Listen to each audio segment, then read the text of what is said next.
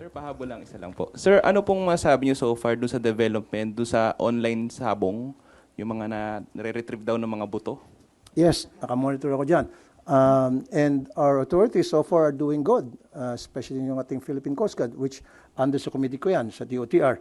And sabi nga nila, ayaw nilang galawin muna yung mga sako. Nakikinig sila, may mga forensic expert tulad ni Fortune na sabi dapat this is the way you should handle the pieces of evidence o yung sako, etc. So let's leave it at that. Kung ano yung mga ginagawa natin mga otoridad, suportahan natin. Fully support ako dyan.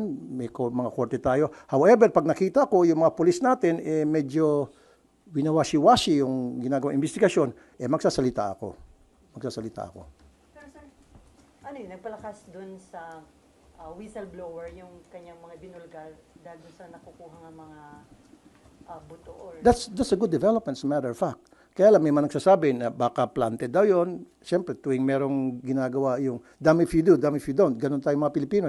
Pag may ginagawa, yung ating mga otoridad, mali yan. Pag walang ginagawa, mali yan.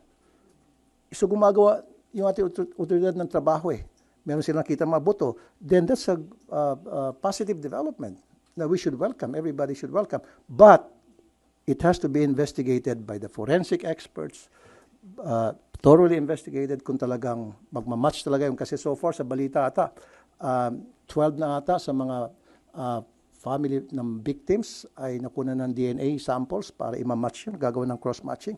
So let's leave it at that. Sana maging successful yung gagawin cross-matching.